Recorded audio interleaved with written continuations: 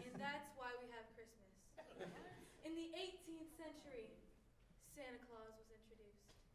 In 1994, Mariah Carey released All I Want for Christmas Is You. And in 2016, all I wanted for Christmas was the new iPhone 7, Red Edition.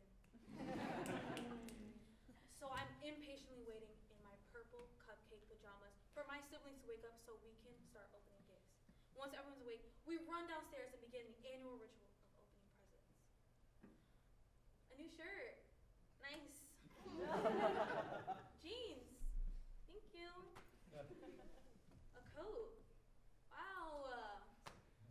Clothes aren't even presents. They're like necessities.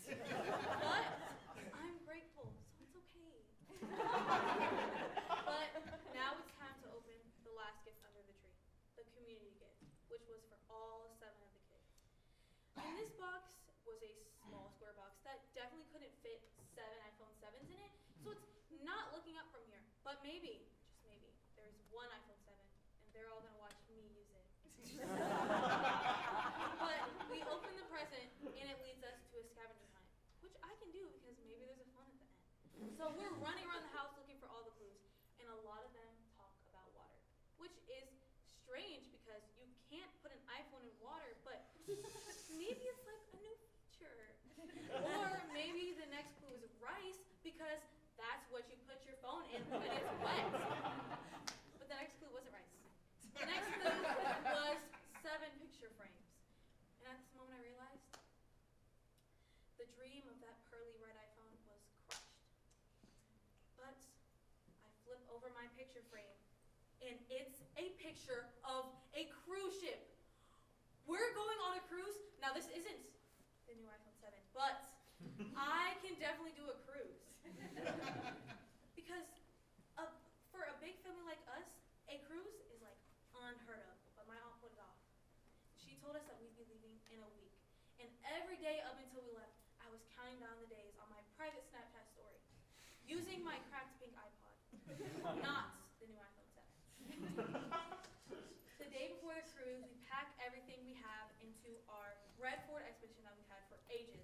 We start driving down to Miami. When we get there, we immediately get on the boat and start exploring. And wow, it's huge. There's big, beautiful, winding water slides. There's an ice cream machine that you can use at any time, like even at midnight. I'm not even supposed to be up at midnight. But if I was, I'd be having a chocolate and vanilla swirl. And there's a buffet with shrimp. I love shrimp. But at this point, I'm ready to hop into my bathing suit and jump into one of the many pools.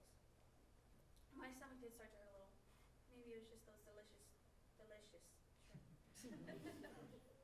Now, an ice cream machine and a buffet may seem like small, minuscule things to most kids, but to me and my siblings, this was the best thing ever.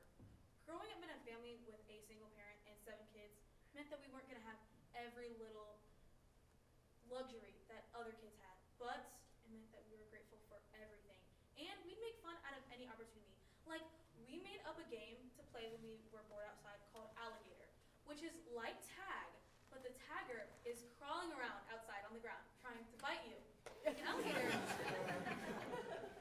But, you know, I will never understand how my aunt pulled off things like this cruise because comparative to alligator, this is a huge step up. But maybe it's just one of her superpowers. Once we continue to explore, we see that there are clubs for all the kids to go into, while the adults do adult things like party and take shots. My brothers were in one club called Club O2. That was for like the teenagers, the high schoolers. And I was in Circle C, which was for the preteens, the middle schoolers. But my little brother, he was supposed to be with the elementary school kids, the babies. But my aunt didn't want him to be by himself. So she was like, he can come in my club because I'm a super responsible teenager. Nothing could possibly happen. You know, I'm good at this. But in Circle C, we thought we were the baddest bitches on the boat. We were mortal enemies with Club O2 because we thought ours was better and they thought theirs was better. But you know what? Because we had an Xbox, a PlayStation, and a Wii. And on that Wii, I could play Michael Jackson The Experience, which made me feel like a smooth criminal. But on the second day of the cruise, it started getting late. So we go back to Circle C to do more normal preteen things, like play manhunt on a large boat late at night with no adult supervision. But it's vacation. Who cares? And my stomach's starting to hurt again. A lot this time. So I'm just going to go in the bathroom, make sure everything's A-okay. Close the door. Wow.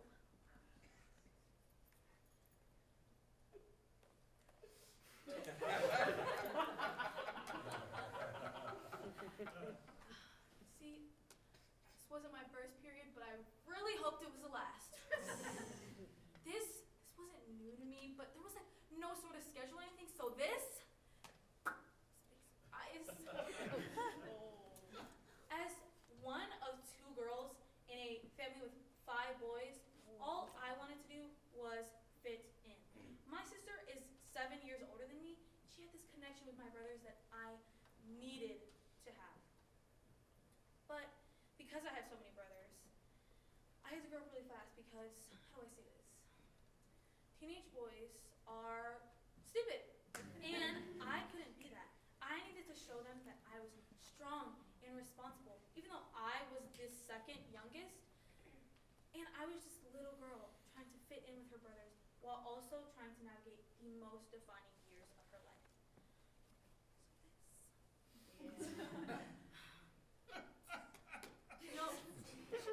You know what would really come in handy right now? What would, make this go poof? What would solve every problem right now? That red iPhone 7? So I could call someone to bring me a fucking tampon.